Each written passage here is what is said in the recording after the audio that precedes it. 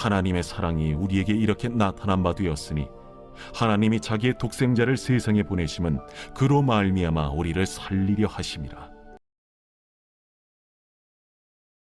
오늘 설교의 제목은 주님이 오심은 살리려 하심입니다. 성탄 시즌입니다. 산타크로스 할아버지가 오신 날도 아니고요. 또 루돌프 사슴코가 온 날도 아니에요. 또 성탄 추리를 만드는 날도 아니고요. 하나님이 자기의 독생자를 세상에 보내신 날입니다. 본문을 따라 읽겠습니다. 하나님이 자기의 독생자를 세상에 보내심은 저로 말미암아 우리를 살리려 하심이더라. 요한일서 4장 9절 오늘 본문입니다. 예수님이 우리를 살리시려고 세상에 오셨습니다. 아니, 살리려 오셨다니 우리가 언제 죽은 적 있나요? 네, 죽은 적 없어요. 그런데 주님이 죽었다 하신 것은요, 살아도 죽은 것 같이 사는 것, 그건 죽은 것이다. 그렇게 말씀하십니다. 네, 다시 한번 말할까요? 주님이 죽었다 하신 것은요, 살아도 죽은 것 같이 사는 것, 그걸 죽은 것이라 하신단 말이죠. 네. 그럼 살아도 죽은 것 같다, 그건 어떤 것이죠? 네. 그죠? 나무를 한번 예를 들어볼까요? 네, 나무 두 그루가 있는데요. 한 그루는 아주 뿌리가 깊고 줄기가 튼튼하고 또 잎이 무성해서 새들이 와서 놀고 꽃들이 아름답게 피고 마침내 열매가 풍성합니다. 그 열매를 가지고 많은 사람들이 먹고 또 서로 나눕니다. 네. 우린 이런 나무를 살아있는 나무라 그러죠. 네, 살아있는 것이죠. 그런데 또 한 그루, 또 다른 한 그루는요, 뿌리가 얇게 이렇게 박혀 있고, 그래서 줄기도 잎도 제대로 자라지 못합니다. 꽃도 그냥 피는 듯 싶더니 그냥 져버리고, 꽃이 떨어진 자리에 그 자리에 열매 하나 제대로 달리지도 못합니다. 그저 심은 사람 혼자서 먹기에도 부족한 그런 열매밖에 없습니다. 이 나무가 살았나요? 죽었나요? 그저 아직 죽지는 않은 것 같습니다. 사는 것 같습니다. 그런데 주님은요, 이런 나무를 보고 죽었다 그렇게 말씀하시죠. 네. 성경에서는 이걸 어떻게 표현하느냐? 요한계시록에 주님은 그 교회 중에 하나인 사대교회를 향해서 내가 살았다 하나 죽은 자로다. 네, 계시록 3장 6절이죠. 이렇게 말씀하십니다.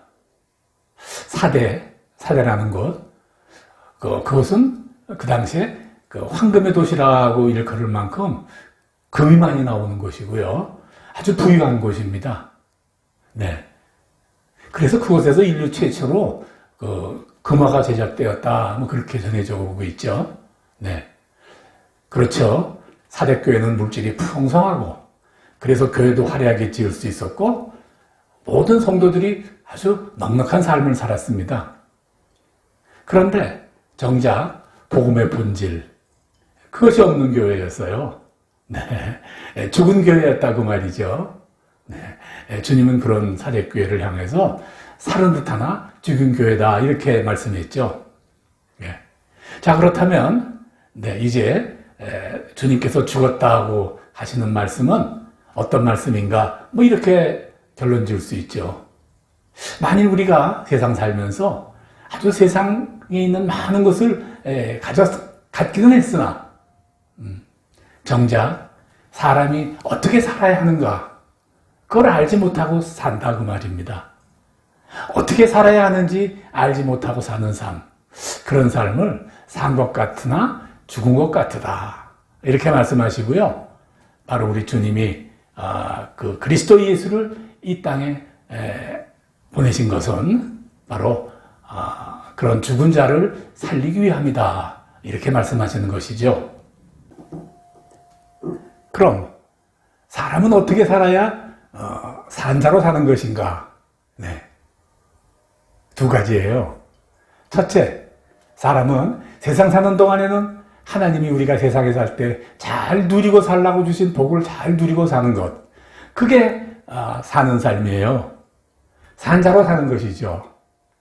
그런데 만일 그 복을 누리지 못하고 그저 고통과 고난과 가난함으로만 살아간다면 그건 사실 산 듯 하나 죽은 삶이죠. 둘째, 어떻게 살아야 산자로 사는 것인가? 둘째입니다. 하나님은 우리가 세상 떠난 다음에 우리가 영원히 살 곳을 하늘에 예비해 놓으셨습니다.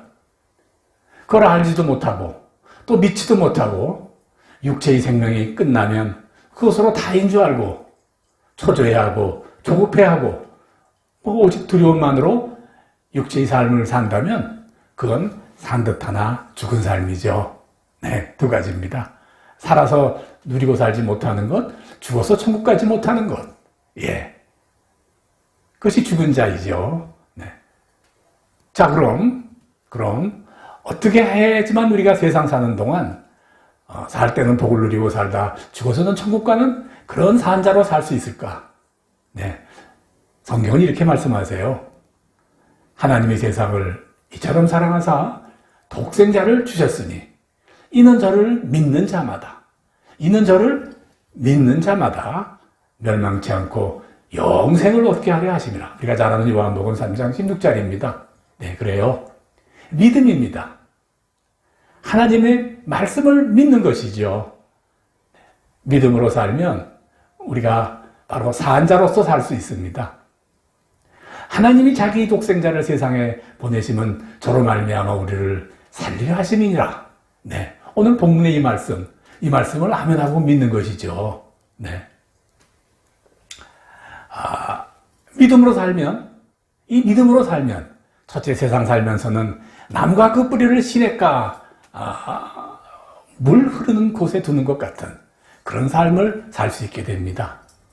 시냇가에 심은 나무가 철을 따라 열매를 맺고 그 잎사구가 마르지 않을 것 같으니 그가 하는 모든 일이 다 형통하리로다. 네, 시편 1편 말씀이에요. 네. 믿음을 살면 둘째, 우리가 세상 떠난 후에 영원한 삶을 살 수 있게 합니다. 조금 아까 같이 읽은 요한복음 3장 16절 다시 한번 제가 낭독하겠습니다. 하나님이 세상을 이처럼 사랑하사 독생자를 주셨으니 저를 믿는 자마다 멸망치 않고 영생을 얻게 하려 함이라. 네, 이 말씀이죠. 네, 돌이켜보면 제가 살아오는 동안 전 참 많은 실수도 했고 실패도 많았어요. 네, 그 많은 실패와 실수로 본다면 저는 산자로는 결코 살 수 없고 죽은 자로 살았어야 됩니다.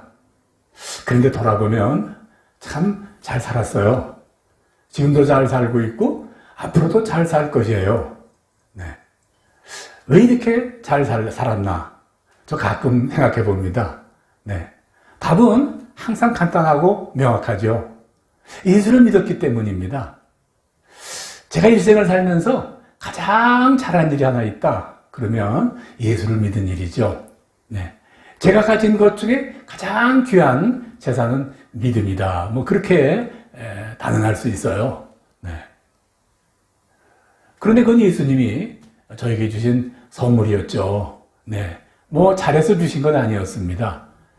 제가 예수님 이름을 처음 들은 것은 한 5살이나 6살쯤 되지 않았나 싶습니다. 전쟁이 끝나고 서울로 돌아온 지 얼마 되지 않은 날 어른들은 모두 나가고 또 혼자 집에 있기 너무 심심해서 조금 멀리 큰 객가로 나갔더니 어디선가 노랫소리가 들립니다. 그 노랫소리를 따라서 가보니 조그만 건물에 아이들이 모여 노래를 부르고 있는 겁니다. 아니 이렇게 많은 아이들이 도대체 어디서 왔는가 깜짝 놀랐죠. 창문을 통해 한참 안을 들어보고 있는데 한 여자 선생님이 얘 너도 들어오렴 그러는 겁니다.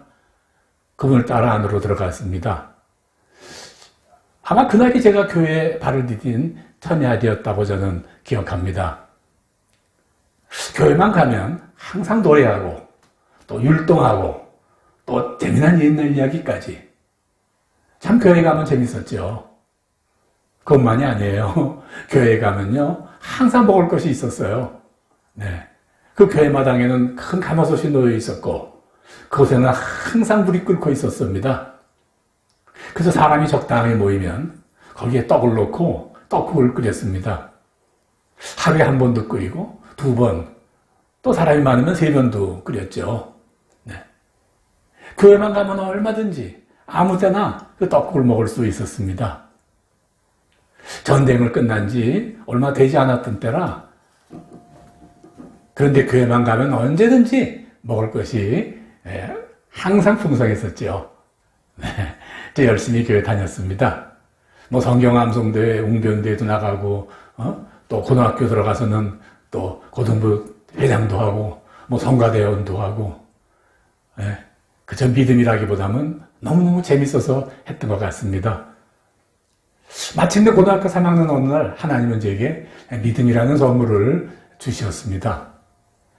아주 작고 얼마나 작은지 작다고 하는 겨자씨에 100개로 잘라놓은 것 같은 그런 작은 믿음이었다 저는 생각합니다. 네. 그러나 그렇게 시작한 믿음으로 이제까지 저는 잘 살았고 앞으로도 잘 살 것이에요. 돌아보니 지금까지 사실 그렇게 만사형통했다 그런 것은 아닌 것 같습니다. 말씀드린 대로 실수와 실패가 그치지 않았습니다. 네. 세상에 저보다 실수와 실패를 많이 경험한 인생 이렇게 많을까 싶습니다. 그런데 지나가 보면 지금까지 제가 돌아온 그 실수와 실패의 길이 가장 좋은 길이었습니다. 가장 안전한 길이었습니다. 네. 무슨 말인가요? 만일 그 길로 오지 않았다면 아주 큰일 날 뻔했습니다. 그 길로 오지 않았다면 제 인생은 산 자 같으나 분명 죽은 자 같게 되었을 것입니다. 하나님이 제 인생을 인도해 주셨습니다. 네. 장차도 잘 인도해 주실 것입니다. 네. 내가 사망에 음침한 골짜기로 다녔지라도 해를 두려워하지 않을 것은 주께서 나와 함께 하심이라. 주의 지팡이와 막대기가 나를 안위하시나이다. 네. 시편 23편 이 말씀이 사실 항상 마음에 감동되는 이유입니다. 사랑하는 성도 여러분, 2023년 성탄 시즌입니다. 하나님이 우리를 살리시려고 세상에 오셨습니다. 얼마나 기쁜 소식인지 모릅니다. 누가복음 2장에 의하면 보라 내가 온 세상에 미칠 큰 기쁨에 좋은 소식을 너희에게 전하노라. 이어서 오늘 다윗의 동네에 너희를 위하여 구주가 나셨으니 곧 그리스도 주시니라. 네, 온 백성, 한국인에게나 태국인에게나 또 버마인에게나 어른에게나 아이에게나 모두에게 적용되는, 모두에게 동일한 기쁜 소식, 바로 우리를 살리시고 하나님이 세상에 오셨습니다. 네. 세상에 오신 하나님, 나를 살리시려고 이 세상에 오신 그분을 믿음으로 말미암아 세상에 살 때는 복 받고 살다가 죽어 세상 떠나면 영원한 천국에서 모두 다 사시기 바랍니다. 그런 기쁜 성탄이 되시기를 주의 이름으로 간절히 축원합니다. 메리 크리스마스.